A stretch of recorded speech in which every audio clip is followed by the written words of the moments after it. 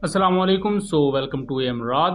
दोस्तों, बात आज हम करने जा रहे हैं कुछ नई रिपोर्ट्स के हवाले से जो कि इंडियन मीडिया पर बहुत ही ज़्यादा सर्फेस हो रही हैं। और इन रिपोर्ट्स के मुताबिक बांग्लादेश मिलिट्री बिल्कुल भी खुश नहीं है पाकिस्तान की तरफ से प्रोवाइड किए गए एमुनिशन को लेकर और चाइनीज़ वेपन्स को लेकर।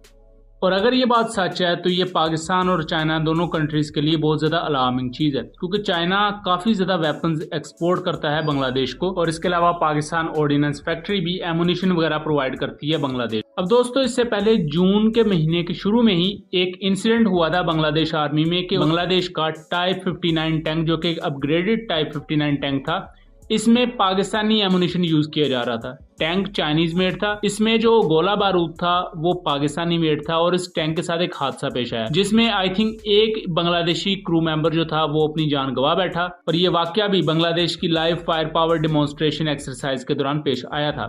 इसको लेकर इंडियन मीडिया ने तब भी कुछ क्लेम्स किए थे और हमने इस पर डिटेल वीडियो बनाई हुई है।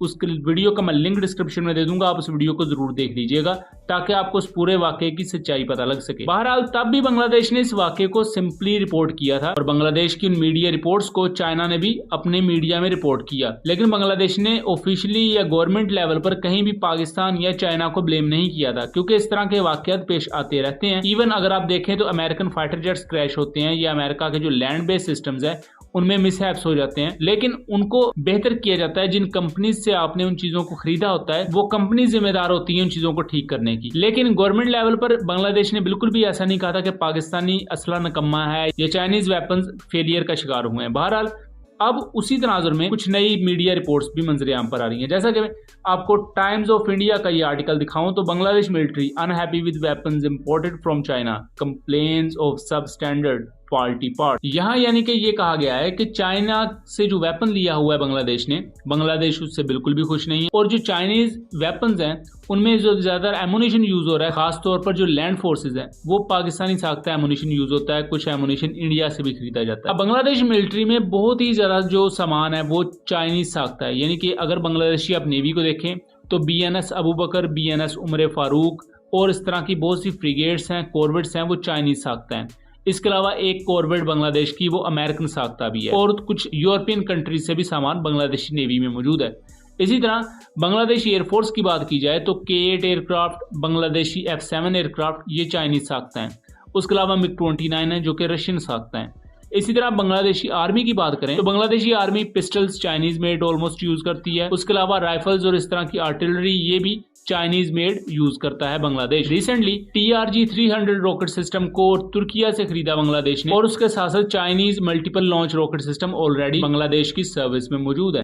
टाइम्स ऑफ इंडिया ये क्लेम करता है कि उन्हें उनके सोर्सेज ने बताया कि बांग्लादेशी मिलिट्री को काफी ज्यादा मुश्किलात का शिकार है उसकी कॉर्वेट्स के साथ, पेट्रोल क्राफ्ट के साथ और ऑफशोर पेट्रोल व्हीकल के साथ। यानी कि ये वो शिप्स होती हैं जो कि साहिली एरिया के नजदीक पेट्रोलिंग का काम करती हैं, और कॉर्वेट वो एक जंगी बहरी जहाज होता है। इनमें काफी ज्यादा फॉल्टी पार्ट्स हैं, टेक्निकल प्रॉब्लम्स हैं जिसको बांग्लादेशी मिलिट्री फेस कर रही है। लेकिन किस किस्म के सोर्स ने टाइम्स ऑफ इंडिया को बताया? टाइम्स ऑफ इंडिया इसके बारे में कोई भी इंफॉर्मेशन प्रोवाइड नहीं करता। उसके साथ साथ टाइम्स ऑफ इंडिया ये भी क्लेम करता है कि बांग्लादेशी एयरफोर्स अपने चाइनीज साख्ता F-7 एयरक्राफ्ट के साथ, Chinese FM-90 short range air defence system के साथ भी खुश नहीं है। उसमें भी काफी ज्यादा परेशानी का शिकार है बांग्लादेश।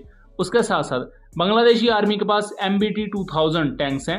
ये चाइनीज MBT-2000 टैंक्स को बांग्लादेश भी यूज करता है, और पाकिस्तान ने इसका लोकल वेरिएंट बनाया था जिसे पाकिस्तान अल खालिद टैंक कहता है।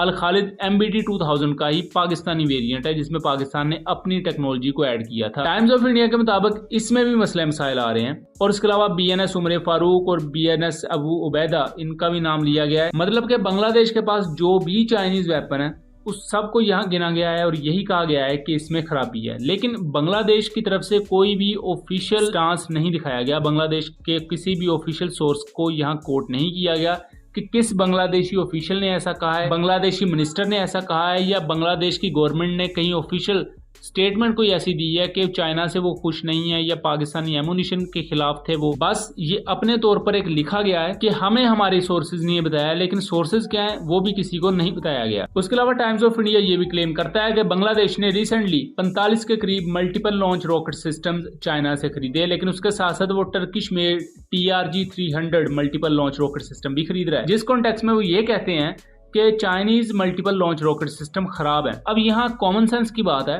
कि बांग्लादेश ने अगर 36 टर्किश मेड MLRs ही खरीदने होते तो फिर वो 45 Chinese made multiple launch rocket system recently क्यों खरीदते। जाहिर बात है, हर जो मुल्क होता है वो अपनी स्ट्रेटजी और अपनी प्लानिंग के साथ चलता है। बांग्लादेश मिलिट्री कई मामलात में इस वक्त लैग कर रही है और कई मामलात में कमजोर है। जैसा कि बांग्लादेश एयरफोर्स को देखा जाए तो मॉडर्न वेपन सिस्टम मौजूद नहीं है, मॉडर्न फाइटर जेट मौजूद नहीं है। बांग्लादेशी आर्मी कई मामलात में स्ट्रगल कर रही है और खास तौर पर जो म्यांमार के साथ बॉर्डर है वहाँ इंसर्जेंसी काफी ज्यादा है। और दूसरी तरफ इंडियन बॉर्डर सिक्योरिटी फोर्सेस के साथ भी कोई मामला ठीक नहीं रहते बांग्लादेशी आर्मी के। इन तमाम चीजों के चलते बांग्लादेश अपनी मिलिट्री को मजबूत कर रहा है और उसके लिए मुख्तलिफ वेपन्स खरीदे जा रहे हैं ताकि अपने मुल्क की सोवरेनिटी को गारंटी किया जा सके और उसके अलावा अपने मुखालिफ कंट्रीज पर डेटरेंस एटलीस्ट कायम रखी जाए। सेम एज जैसे अगर आप पाकिस्तान की भी मिसाल लें तो पाकिस्तान के पास काफी ज्यादा वेपन चाइनीज मेड है, उसके अलावा अमेरिकन साख्ता वेपन्स भी पाकिस्तान यूज करता है और कुछ वेपन पाकिस्तान अपने मुल्क में खुद तैयार करता है। सेम एज अगर बांग्लादेश को देखें तो उन्होंने चाइनीज वेपन बहुत ज्यादा तो यूज करते हैं, उसके अलावा कुछ यूरोपियन कंट्रीज हैं जिससे लेकर वो वेपन्स यूज करती है बांग्लादेशी मिलिट्री। कुछ राइफल्स हैं, उसके अलावा कुछ आर्टिलरी पीसेज हैं, इस तरह का काफी वेपन है जो कि यूरोपियन कंट्रीज से भी लिया है बांग्लादेश ने। उसके अलावा बांग्लादेश टर्किश वेपन्स को भी यूज कर रहा है, टर्किश ड्रोन्स को लिया है, उसके अलावा टर्किश रॉकेट सिस्टम्स को ले रहा है, टर्किश शॉर्ट रेंज मिसाइल्स को खरीदा है बांग्लादेश ने। तो ये वो तमाम चीजें होती हैं जो एक कंट्री खुद डिसाइड करता है अपनी स्ट्रेटजी की बेस पर। तुर्किया के साथ जो तिजारत है बांग्लादेश की, उसका चाइना के साथ असर उतना ज्यादा नहीं पड़ेगा। सो टाइम्स ऑफ इंडिया के यहाँ जो आर्टिकल है उसमें एक तो सोर्स भी नहीं बताया गया कि बांग्लादेश ने ऑफिशियली कहाँ ये बात कही है, पाकिस्तान के खिलाफ कहाँ कही थी या चाइना के खिलाफ कहाँ कही थी, ये कहीं भी मेंशन नहीं किया गया था इससे पहले भी। और अब भी हमारी तरफ से अपने नाजरीन को एक ओपन चैलेंज है कि अगर बांग्लादेश के अपने गवर्नमेंट बेस किसी बंदे ने कहा है या बांग्लादेश के किसी ऑफिशियल सोर्स ने ऐसा कहा है कि पाकिस्तानी एमुनिशन की गलती थी जून के शुरू में या अब चाइनीज वेपन्स में कोई मसला आ रहा है तो वो शेयर करें काइंडली, उससे हो सकता है हमें मजीद मालूमात भी कुछ देखने को मिले। लेकिन अगर सिर्फ इस इंडियन साइड को ही देखकर ही आप इसे सच्चाई समझ रहे हैं तो फिर अनफॉर्चुनेटली ये एक PR वॉरफेयर का आप इसे पार्ट कह सकते हैं, एक मीडिया वॉरफेयर ना के सच। तो उम्मीद करता हूँ चीजें क्लियर रही होंगी। वीडियो पसंद आई हो तो इसे ज्यादा से ज्यादा शेयर कीजिएगा एंड चैनल को सब्सक्राइब कीजिएगा। मिलेंगे अगली वीडियो में, तब तक के लिए अल्लाह हाफ़िज़।